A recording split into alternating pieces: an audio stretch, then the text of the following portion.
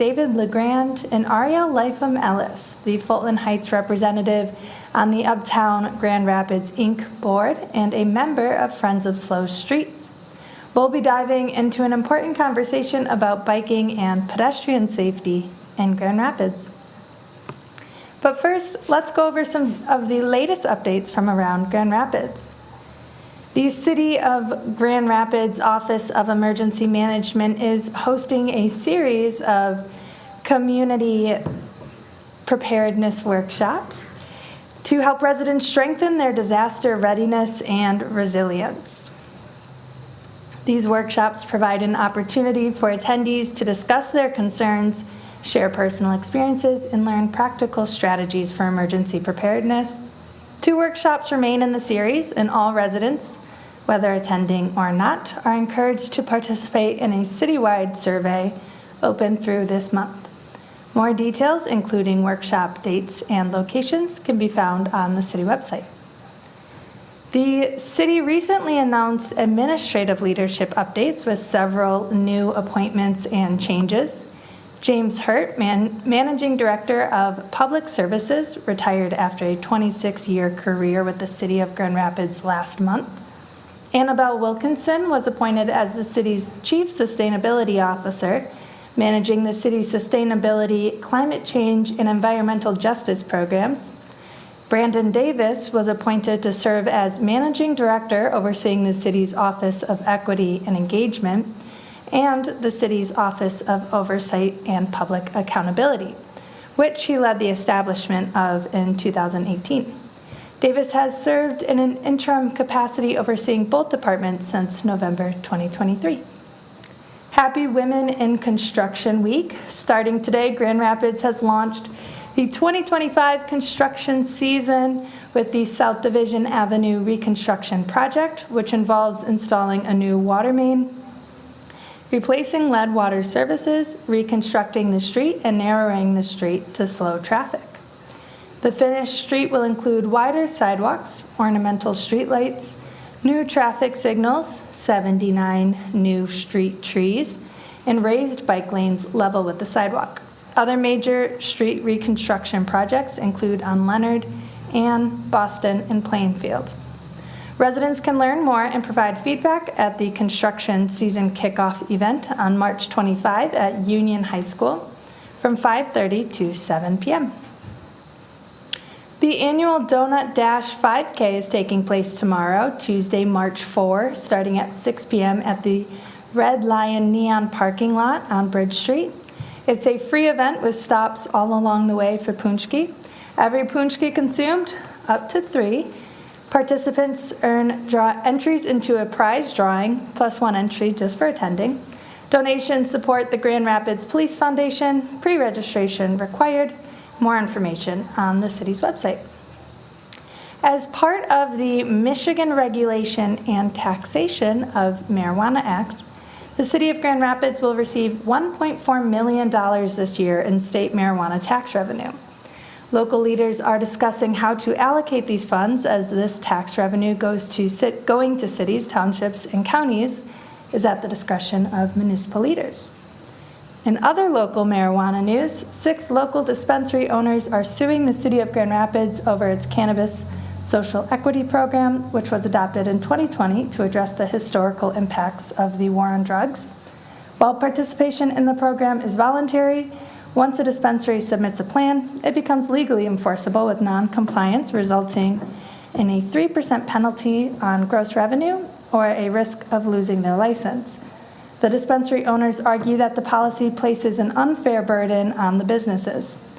Wood TV8 reported out this story if you want some more details.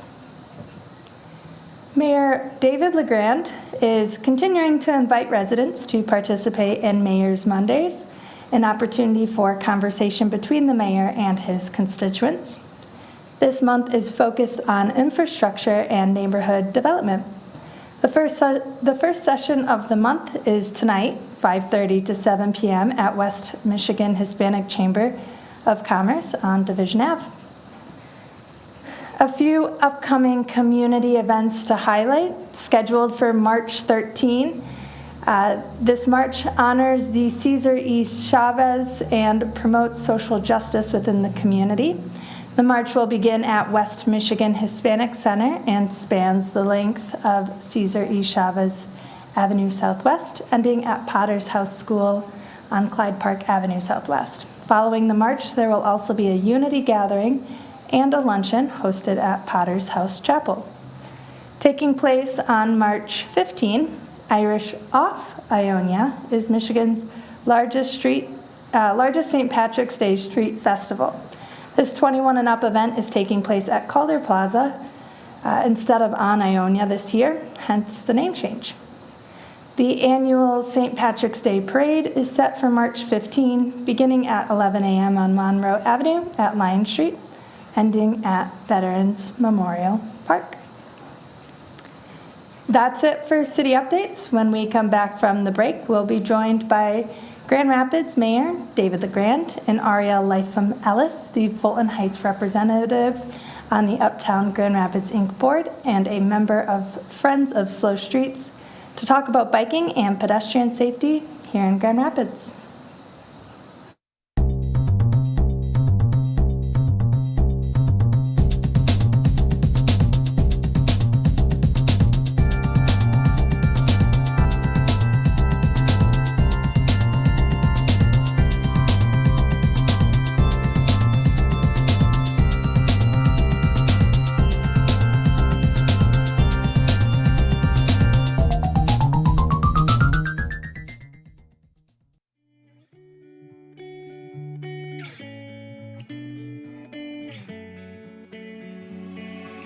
For over 30 years after humble beginnings as a public access TV station, the Community Media Center has grown to be an active, multi-platform media and technology assistance organization, encouraging and enabling our community to push their creative boundaries. We power a variety of resources, including a music-centered community radio station, WYCE, a community venue with stage and screen at Wealthy Theater, citizen-driven journalism with the Rapidian, a web development team empowering local nonprofits, an education department that trains and broadens students' minds, and a free speech public access television studio, GRTV, where it all began. By introducing audiences to new voices and ideas, we enhance community engagement and create connections between artists and audiences, enriching our city's cultural offerings. We empower and collaborate with platforms and resources accessible to all and used by all. Every free democratic society depends on media, accessible to the community and uncensored by government. The Community Media Center continues this work for the media landscape of today and tomorrow.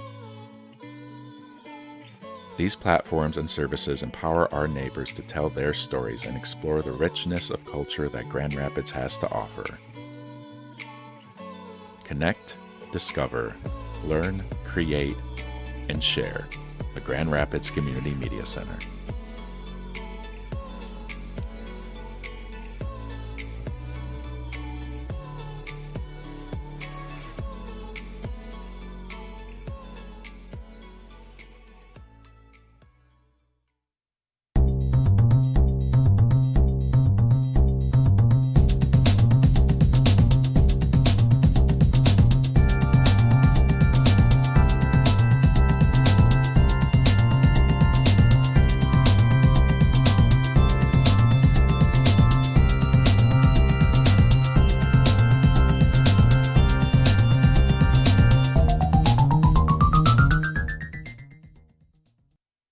Welcome back to City Connection. I'm your host, Allison Donahue, joined in this session of the show by Mayor David LaGrand. Welcome to the show. Welcome back to the show, really.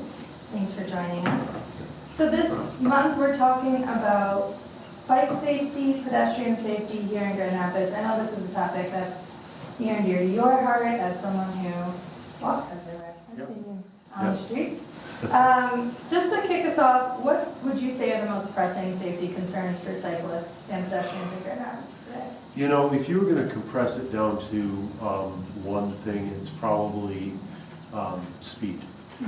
So in general, everything gets better as cars slow down a critical 5 or 10 miles an hour. And ways to manage it and make that happen are probably at the root of most of the things that we need to do better. Now there's some other common sense things. One of the advantages, I just don't think there's any substitute for the discipline of doing it. If you walk places, you notice walking issues. If you bike places, you notice bikeability issues. So it's one of the reasons I'm really committed to not just walking, but biking around town as much as I can. So I biked to work this morning. Yeah, yeah, and we posted and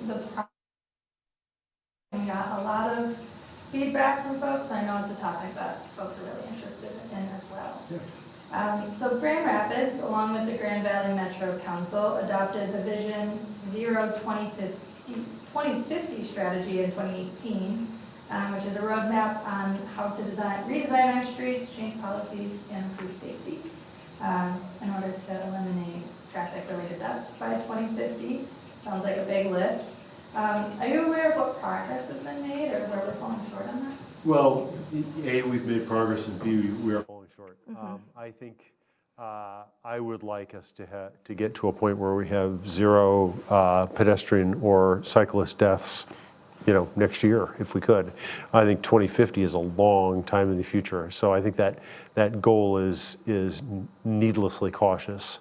Now, I will say essentially everything that we're doing in the city has been reflective of, I think, a lot of good national thinking on the topic. So if you look at even how there's some fun new sort of geeky ideas in the space, like for example, if you think of an intersection, and intersections are largely where bad things happen, then right now what we do is we ask pedestrians to sort of go down into danger, like they're at an elevated sidewalk level, and then they go down and they're curb cut and they go down into this intersection.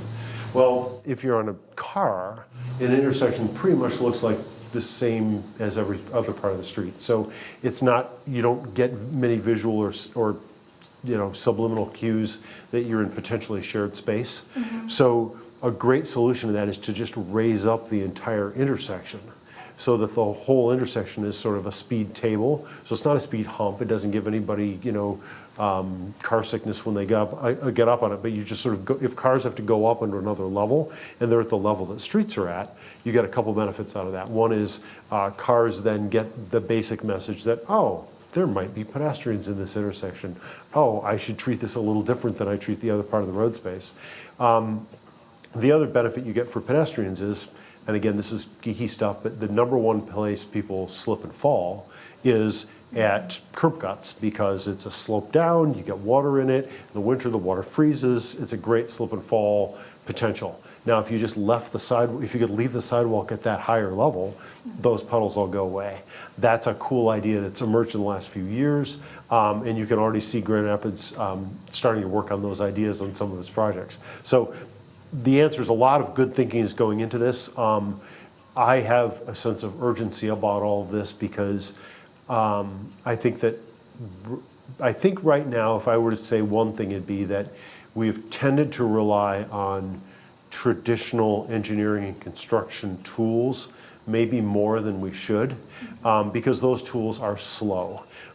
If we said, let's redesign Michigan Street, well, if we, 100% were committed to redesigning Michigan Street today, it would take 3 years maybe. It would take a long time, and it would be very disruptive. It would take, so if you're a business on Michigan Street, do you really want Michigan Street to be ripped up for 3 years? Well, if you can get a lot of the good things you would want out of a street design without a complete tear up, then you don't have to wait for it, you don't have to engineer for it, and you don't have to disrupt businesses.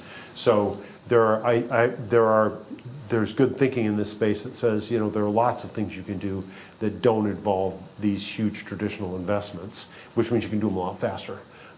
So that's, I think, the next frontier. Raising the street up to sidewalk level then. Mm-hmm. Then you wouldn't have to rip up the entire street, you would just rip up at the intersection. Well, you wouldn't even rip it up, you're adding a layer of asphalt. Oh, okay. So it's actually not that hard to do, right? Yeah. Adding asphalt's easy. Subtracting or resurfacing is much more complicated. Yeah. So you mentioned restructuring, redesigning some streets. One street that is starting today on a big redesign is South Division. And part of that is going to benefit folks that ride bikes down South Division, walk down South Division. Hope so. And one of the plans is also to slow down traffic, which is hopefully beneficial. Can you talk a little bit more about how widening a street like it is planned on South Division will slow traffic? Well, generally speaking, widening doesn't. And so I think we have to have conversations where we make sure we're really getting it right. I don't think we want to be done with those conversations. Now, sometimes, for example, there's lots of good data that 10-foot wide lane just inherently makes cars go slower than a 12-foot wide lane. If you give people really wide lanes, they treat things like they're highways. There's all kinds of evidence of that. And so probably the simplest thing we can do in the city to make things slower and safer is just simply to narrow lanes. Now, narrowing lanes, if you also want to incorporate bicycling facilities, for example, might mean widening your road by 2 feet, for example. Let's say you had a 4-lane road and it was 4 12-foot lanes. Well, 4 times 12 is 48. You narrow that to 4 10-foot lanes and you've got 8 feet. Well, 8 feet probably isn't enough for a standalone bike lane on both sides of the street with decent separation. So maybe you decide you need a total of 50 feet, not the 48 you had before. So the road gets widened 2 feet, but what you're actually getting is, you're actually getting 2 cycling highways along the side of your car lanes. That's a major, major shift in terms of safety for bikes, and you may as well call it access, because as a cyclist, I know if you feel like you're going to die, you don't take roads. So there are roads I'm just really, really hesitant to take my bike on because median traffic's going 55 miles an hour and it's kind of a scary experience. And I don't want to have to get an e-bike that'll go 55 so I can match car traffic. If I did, I'd buy a motorcycle. That's not what I want to do. I want to go reasonable speeds, 20, 25 max. So we're entering into spring, but as we know, that doesn't mean the snow stops. And one thing that stops folks from biking is the snow, and especially snow-covered bike lanes. There was an article I read from Bridge Detroit recently about cyclists in Detroit being ticketed for biking in the road when the bike lanes were filled with snow and ice. Is that an issue here in Grand Rapids? I have not heard that happening. There's obviously, in how you write your code, like I certainly wouldn't want a code that insisted that bikes can't be in car lanes if there's a bike lane for about 3 reasons. One of them is one you just mentioned. That is, we have winter, and until we come up with a really good, reliable way of doing snow removal in bike lanes, you've got no alternative sometimes. Another one is we've got to do really effective road clearance in bike lanes, because cars can go over gravel and not care that much. If you've ever biked through a patch of gravel, it's really, really dangerous. And debris tends to migrate out towards the edges of roads. That's just naturally what happens. Well, if you put your bike lanes on the edge, what you're essentially saying is, hey, go bike in the most dangerous part of the roadway, which is not necessarily what you want to say. Another possibility is if your bike lanes just aren't, if they're not integrated well enough, sometimes you're going to make your choice to get out of a bike lane before the bike lane actually ends. So for example, let's say you know that across this intersection your bike lane goes away. Well, it makes a lot of sense for a bike at that point to get out into traffic so they can signal to cars, hey, I'm here, don't run me over when we go across the intersection. So there are lots of ways where, we're never going to have a perfectly designed streetscape. We're always going to have to do better. But I know as a cyclist, there are those moments when you realize, oh, the bike lane's going away. How do I signal to the cars that I'm going to have to become I'm going to have to integrate into the car lane at the other side of this intersection, or there's, or someone left trash in the bike lane. I mean, there are lots of reasons why you've got to be a little careful about bike lanes, because again, if somebody throws a bag of garbage out in the street and my car hits it, I'm annoyed. I'm probably not going to need body work. It's maybe, a little scary. If I run into a bag of trash on my bike, bad things are going to happen. So cyclists just have to be a lot more sensitive to road conditions than cars, just because they're inherently a less, protected and stable form of transportation. In Grand Rapids, we have a few different kinds of bike lanes. Do you have a personal preference? Well, of course. I mean, if you're a cyclist, what you really love is hard separated bike lanes that really have a curb between you and cars, so you really have space that no one's going to mess with you in. Now, those can be designed in ways that you can get unintended effects. So if they're designed so that cars open their car doors into a very narrow bike lane that was separated, you could imagine that would be a problem. If you had a bike lane that wasn't long enough to be useful, that's not great. But that's sort of the gold standard. That's your dream, is a hard separated lane. They're not going to be available everywhere. We're not going to have the ability to do them everywhere. And frankly, when you think about a standard sort of quiet side street, do you really need them? You probably don't. So you need them for major thoroughfares. It'd be a little bit like, we have separated we have limited access highways. If you think of a hard separated bike lane as sort of the limited access highway of biking, to get you from point A to point B on the most efficient route. The other thing, my favorite bike lanes are always the ones that respect that the shortest distance is between anything is between 2 points is a straight line. So cities are laid out on right angle grids, and we have some 45-degree streets, like Lake Drive is a great example.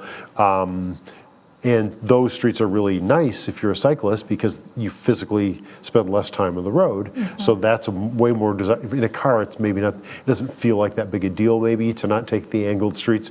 It's a big deal if you're providing your own, if every block you go involves you pushing the pedals, you'd rather get there quicker, more directly, so. So for those bike lanes that have the hard separation, and we're on the west side now, I know there's one over here on Turner, is that what it is? How many do we have like that in Grand Rapids? I'm guessing that's got to be the least kind of not very many. And one of the challenges with that one, I think, was it actually may have been designed too wide, because it's actually wide enough for a car to get down, which means you've got to like design thinking about the rule breaker and not just the rule followers. So I know people have been driving down that bike lane. They've even parked in it occasionally, and that's really problematic. So, another thing about that bike lane is a lot of native plantings right alongside the bike lane, which sounds great, but it can be visibility barriers for one thing, and it also really annoyed the people who live down there who have to park their cars there, because they don't want to have to open their car door into like grass that's 4 feet tall. So there are ways we can always learn from trial and error, and so it was a great beta test. It's also not long enough to really make a lot of useful connectivity, but there are plans to extend it, and so. We need a lot more hard separated bike lanes. I actually would like to see a lot of soft separated ones, separated with like flexible barriers, because those are things that we can potentially put in and out seasonally, because it's really hard to plow like bike lanes. That's a whole different challenge. Okay, I'm hearing that it's time for us to wrap up the section, but I do have lots of more bike-related questions, and I know we have folks from the internet who have lots of bike and pedestrian-related questions as well. Right on. So it's time now for us to take another break. When we return, we'll be answering questions from viewers like you. Take part in the conversation. Send in a question to cityconnection@grcmc.org, or head on over to the Rapidians Instagram and send us a question through our story.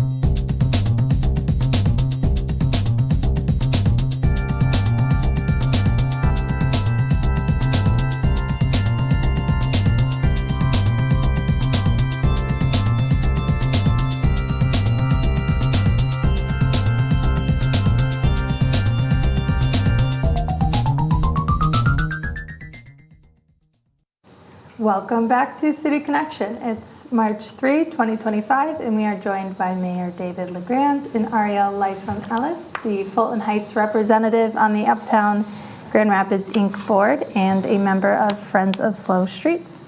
We'll be taking questions from viewers, starting with a question from UAV on Reddit. They ask, how is the city addressing cyclist safety, especially in high traffic areas?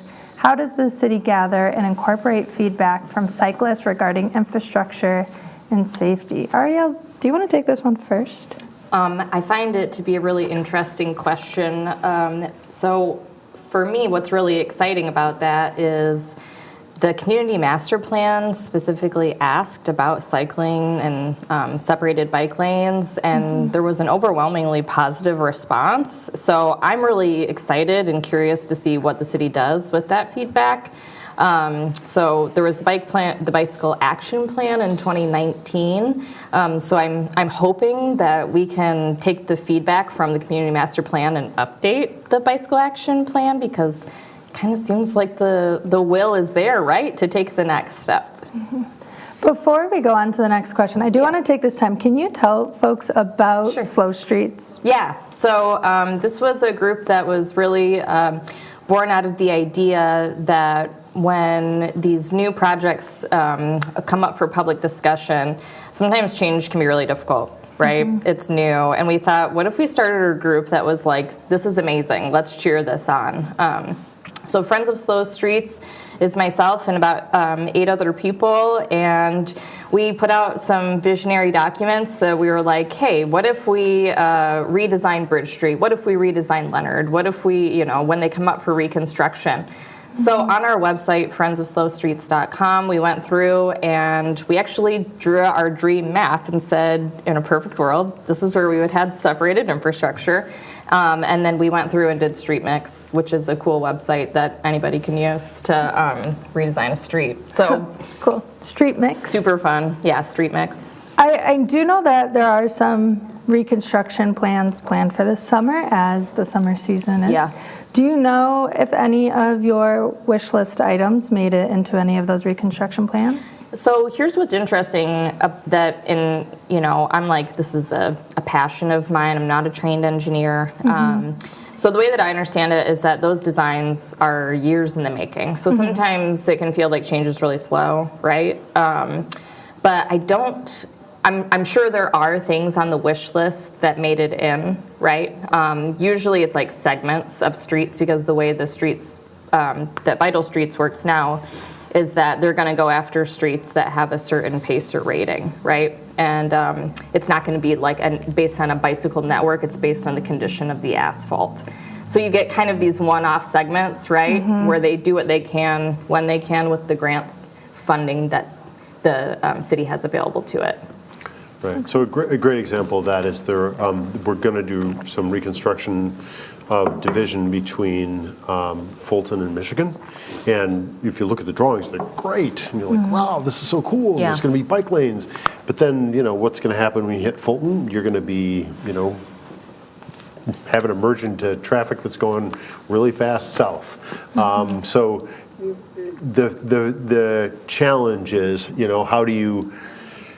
It's sort of a chicken and egg problem, right? Like, people aren't biking because there isn't the infrastructure, and there isn't the infrastructure because people aren't biking. So figuring out how to activate things like a 4-block section of cycling network, better than not, but not lots of people commute to work on a bike for 4 blocks. Mm-hmm. If it's 4 blocks, you're gonna walk. Mm-hmm. So cycling is, I tend to think of cycling as fast walking, not slow driving. So when I cycle, for me it's a substitute for walking.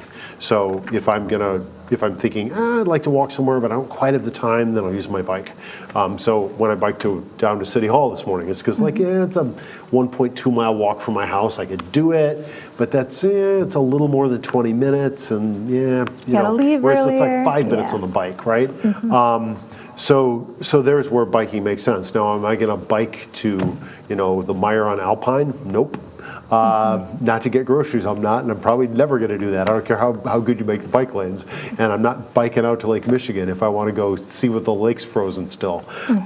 So it's a pedestrian substitute, and that means, but it's still true that you got to think, what's the scale and what's the useful scale for cycling, and that's miles, right? Walking is usually blocks, cycling is miles, and cars properly should be tens of miles, at least fives of miles. So making sure that integration happens, that's where some of these low-cost things I think could be useful. Like, could we, for example, do some not so hard separated bike lanes, but could we redraw the lanes on South Division like now? And if we did enough narrowing, could we put in some kind of real buffering for cycling? Yeah, I mean, that's fairly cheap. Paint is cheap. Digging up a street and redoing the sewer lines underneath it, that's really expensive. So there's a logic behind the waiting to do the streets until they are working on the poor condition streets first, looking at the water lines while you're there, looking at all the other infrastructure. But if you want to build an integrated cycling network that people are going to use, making those things connect is a little trickier. And we got to do better work there, I think. Is there a map showing like how far you can get around the city with just bike lanes?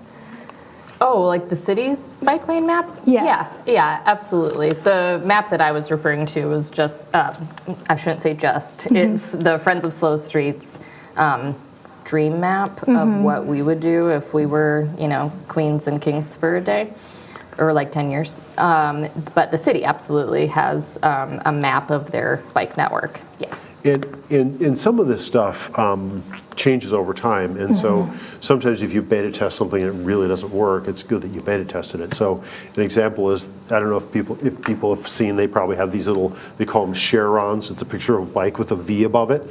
There's actually data that shows that makes everything worse for everybody. Right. Cyclists get hit more often when those things are on the road.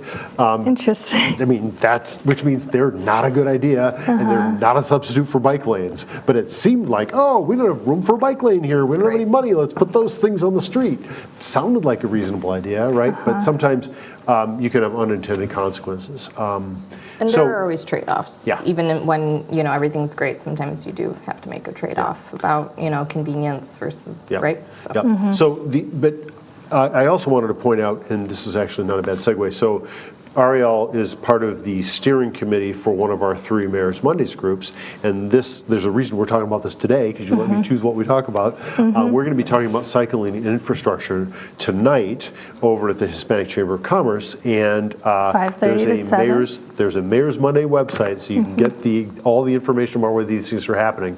But this month we're talking about cycling and pedestrian stuff. I would love to hear from everybody in every neighborhood about where they see concern and where they have concern, because there are some places where it probably didn't ever rise to the level of an engineer's concern. But I have a couple areas in my neighborhood when I go for a walk, and I've lived in my neighborhood for a couple decades now. There's still an intersection where I feel like the stop signs are different than I expect. So I find myself, in other words, I find myself walking into an uncontrolled intersection because it feels like there should be a stop sign for the people who are about to run me over, and I make that mistake, and I'm like, oh. Now, if I could make that a 4-way stop, I would love to, because I keep making a mistake there, and I don't know what's in my head coding that as this street should be. I think what in that case what happens is what feels like the dominant street doesn't have the right of way. What feels like the less dominant street gets the stop sign, so it or gets the right of way. So what looks like the dominant street has the stop sign. Now if you're biking, you make those sort of intuitive guesses all the time, like, oh, they've probably got a stop sign. Well, if you guess wrong in a neighborhood, then really bad things can happen. So.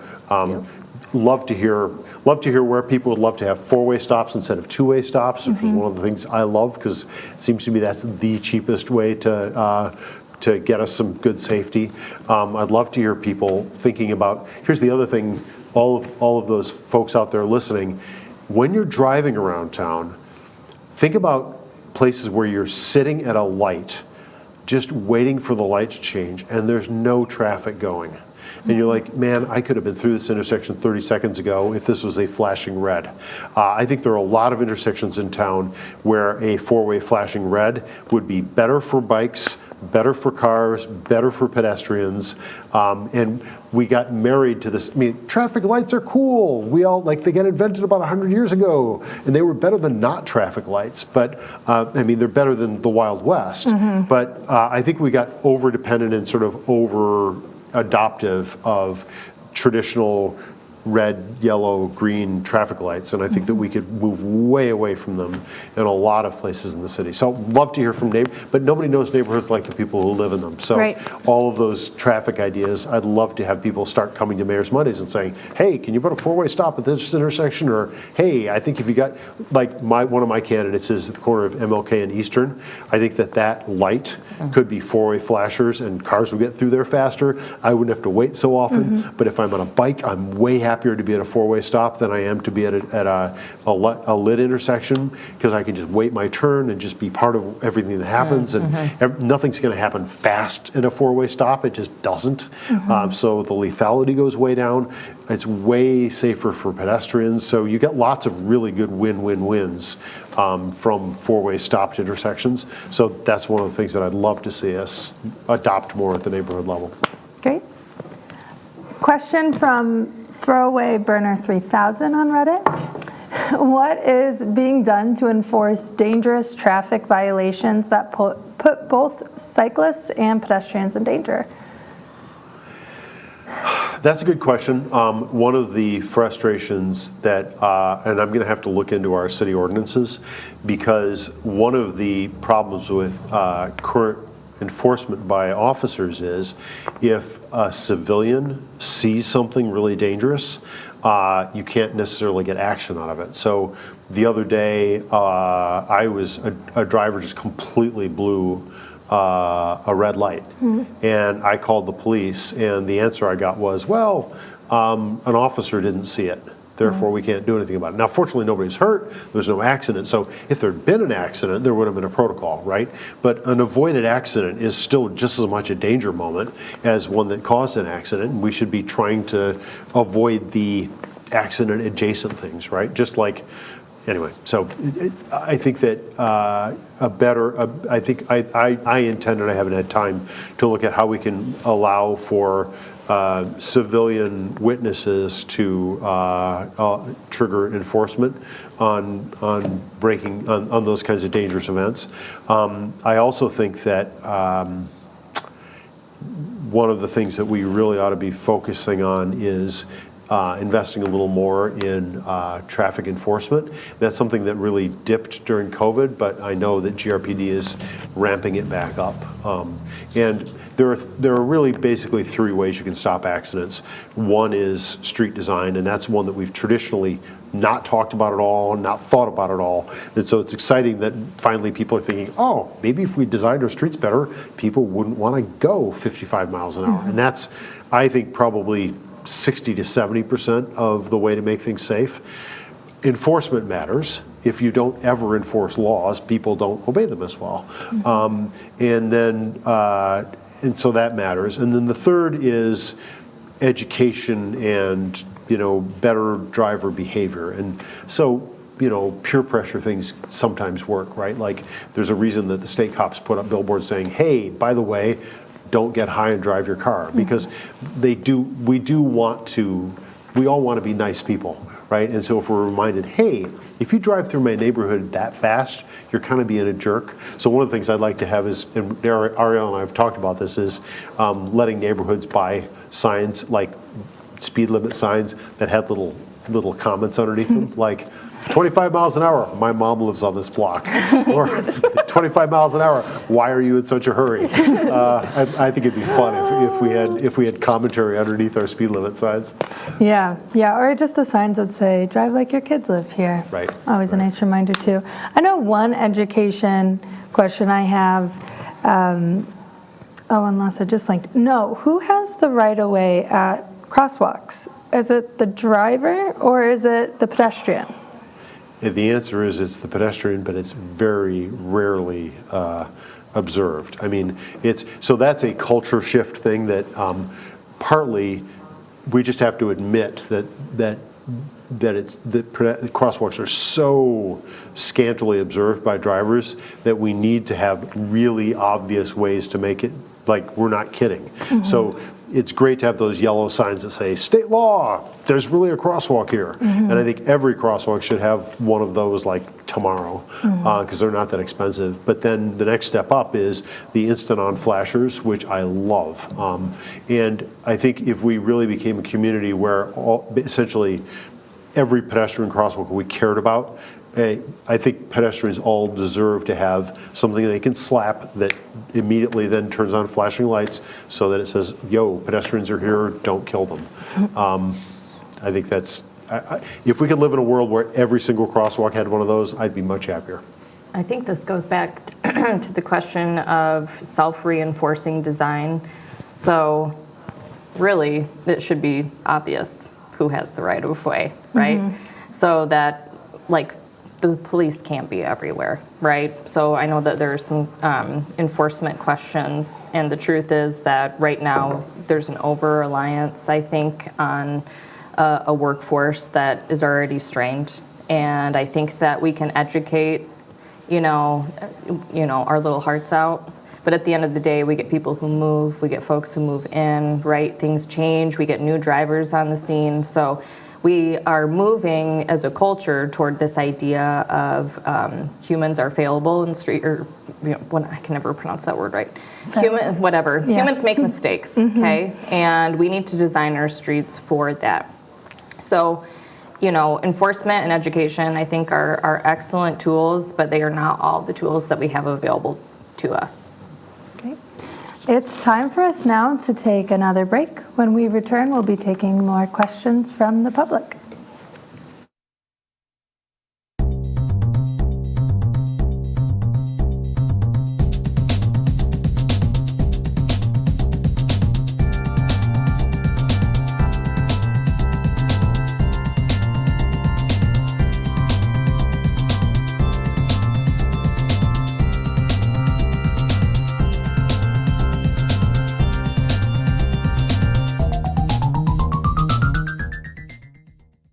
It's morning in Grand Rapids. Do you know what's going on in your city? Stay informed about what's happening in your community with The Rapidian, your source for hyperlocal news and information. The Rapidian is a community-focused news source powered by local residents like you. Our volunteer writers and reporters create content that hits close to home about topics like local government, business, schools, events, and people. The Rapidian goes beyond the headlines to provide in-depth coverage of issues that affect Grand Rapids directly, so you can stay in the know. We aim to uplift the community by sharing positive, inspiring stories of growth, progress, and neighborhood pride. The Rapidian is your neighborhood newspaper for the digital age. Follow us on our website and social media to stay connected to your community. This is The Rapidian.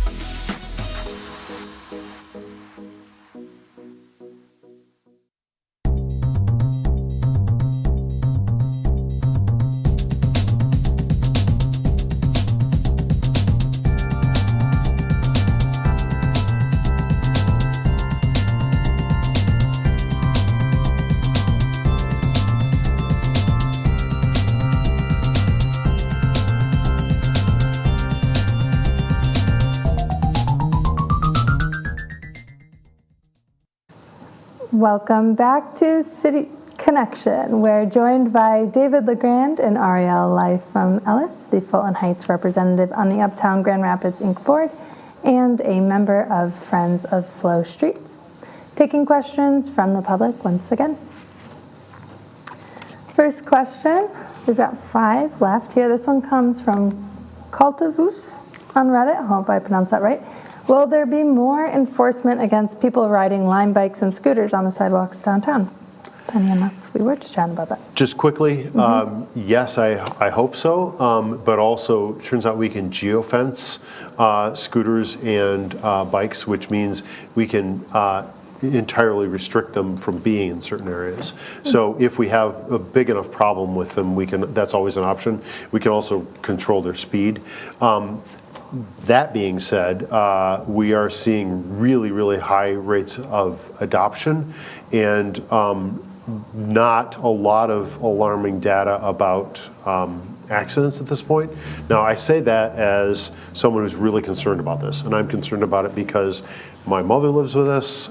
She has got balance issues. She walks a lot, and the other day she almost got hit by somebody on a scooter. So, like, I'm very sensitized to the issue, but at the same time,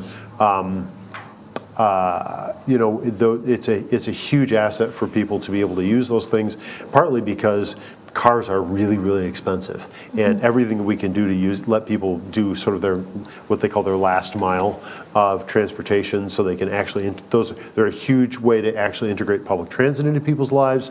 They're a huge way to help people just get around and do their stuff. You know, when I see them, and I get a little annoyed about it, I then try to visualize that person in a 1970s Cadillac driving down my street, and I think, yeah, I was a little annoyed by that scooter, but I'd still rather see that than a 20-foot long or a 40-foot long Cadillac driving down my street. So, can I just quickly say that I also have had the experience of like being with my 5-year-old downtown, and we walk out of a restaurant and a scooter comes by, and I realized, you know what? It's not so much that I mind the scooter itself on the sidewalk. I mean, we can have that conversation. What I minded was the speed.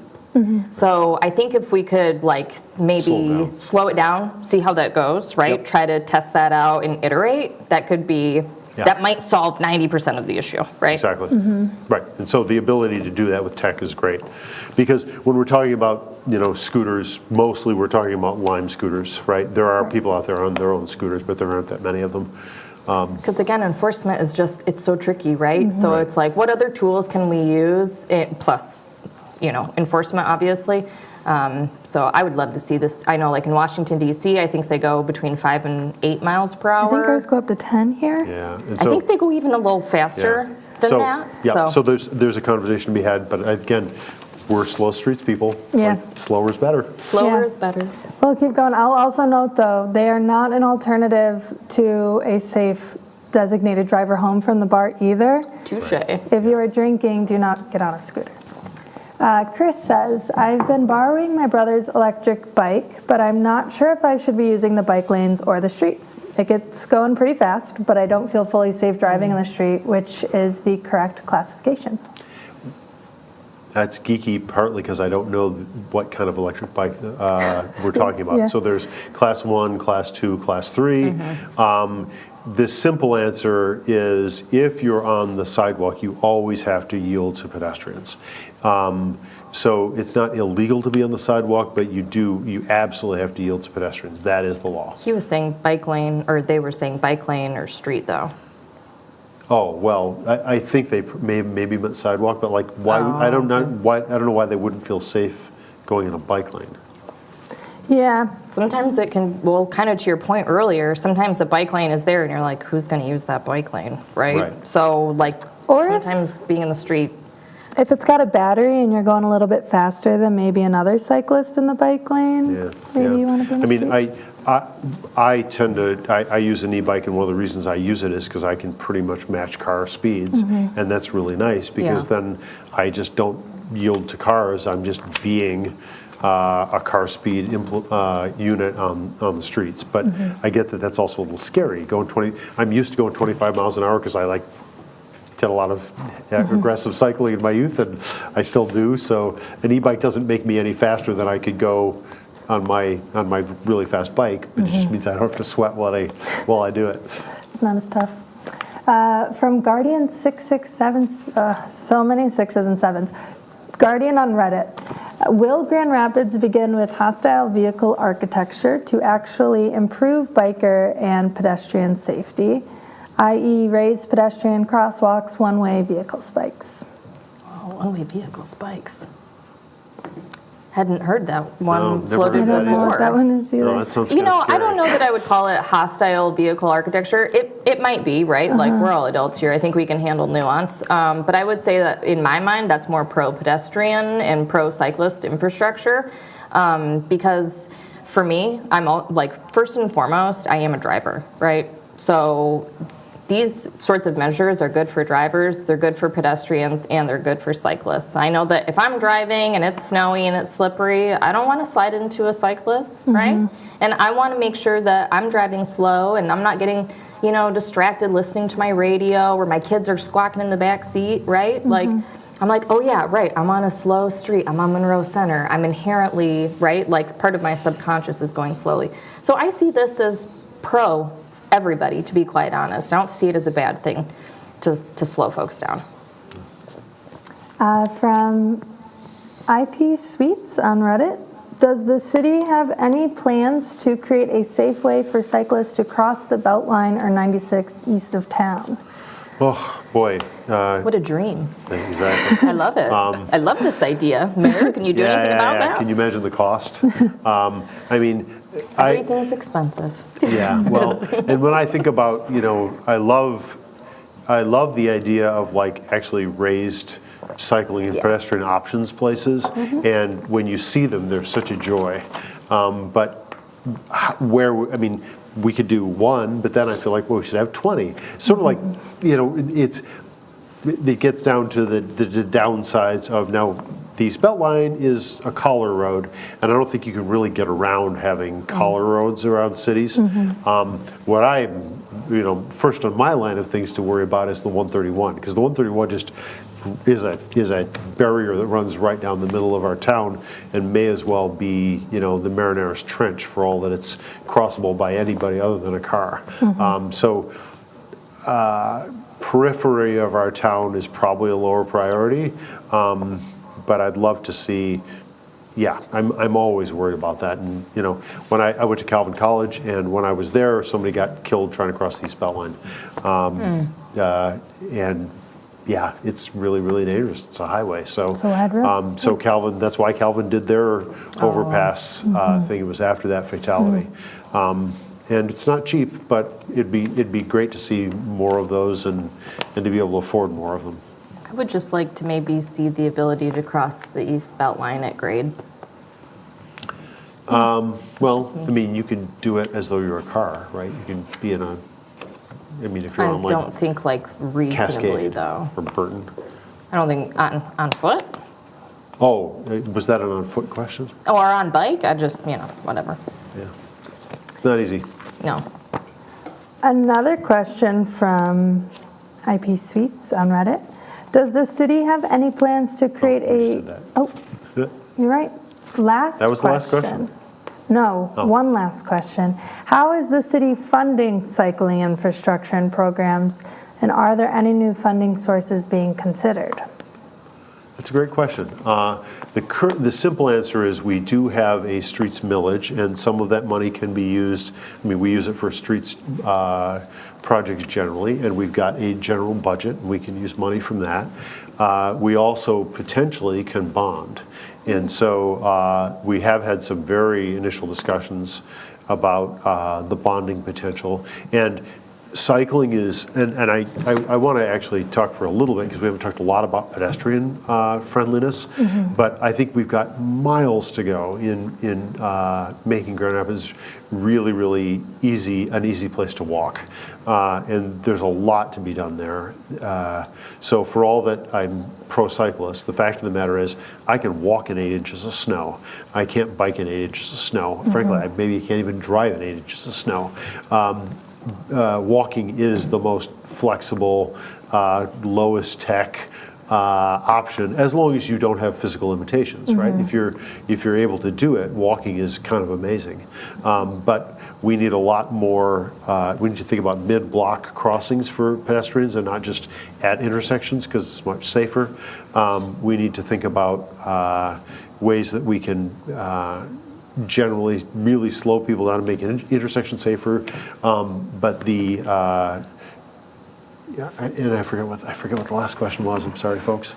It's okay. Can you? It's not up on our prompter. Funding. Funding and- yeah, you're talking So about potentially we could funding. bond, but it's also true that a lot of our city doesn't have sidewalks in it. Right. Like We a have lot of our city gaps, yeah. does, but we have really non-trivial gaps. And that's such an important part of like living in your neighborhood. It's like being able to go for a walk after dinner and not walk in your neighbor's grass. Like it'd be really nice if we had much more comprehensive sidewalks. And that is in town. something the city's been working on, expanding the sidewalk. It is, but we've got a long way to go. It costs about $1 million a mile, and there are miles of sidewalks we need to do, many miles. So, and you know, for all that I would rather build a world where cyclists can be integrated into the roadways and not the sidewalk ways, sidewalks where you don't have any sidewalk is something that at least gives you some options. And we all like, you know, if my 5-year-old's learning how to ride a bike, I don't want them riding on the street. I want them to ride on the sidewalk. So sidewalks are inevitably part of the cycling culture to some extent, because nobody wants their 5-year-old or their 6-year-old or their 7-year-old riding unsupervised on the street. If they're going to their friend's house to play, you want them to be, they want a bike, you want them biking on the sidewalk. Yeah. Great. Well, it is time now for the end of the show. That's all the time that we have for today. So thank you to both of our guests for coming in and giving your insight on biking and pedestrian safety here in Grand Rapids. And thank you to all of you at home for tuning in, and for those of you who sent in questions. Don't forget, you can always watch rebroadcasts throughout the month of March on cable GRTV's Channel 25 or GRTV's YouTube page. See you next month, Grand Rapids.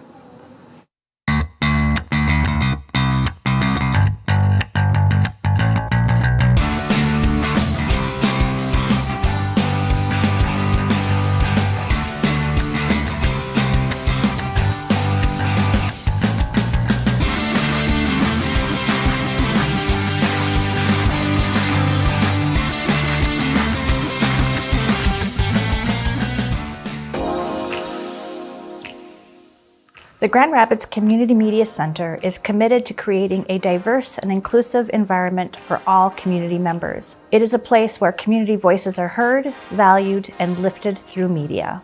We seek to provide area residents with a platform to participate in free speech, be engaged with the community, and share their diverse voices. As a multimedia platform organization, we provide and support a variety of community resources, including our radio station, WYCE 88.1 FM, our TV station, GRTV, our hyper-local news program, The Rapidian, web services, and our historic theater, Wealthy Theater. WYCE is West Michigan's only community radio station that is listener-supported and volunteer-powered. WYCE uses local voices to help listeners discover and celebrate different services, cultures, and events. What I really like about programming music in WYCE is I get to not only interact with listeners and local musicians, but I get to put together a musical collage every week and give it away to the universe. As a volunteer programmer, you get the training on how to use equipment, how to access music from the library, and how to put together a great show that showcases local and national artists and still has your creativity included. The Web Services Department helps West Michigan nonprofits connect, learn, create, and share through locally built and accessible websites. We help nonprofits strengthen their online presence by developing one-of-a-kind websites tailored to their specific needs. The Web Services team can take care of all the technical needs of getting a new site up and running, including website hosting, domain name registration, theme development, and page layout.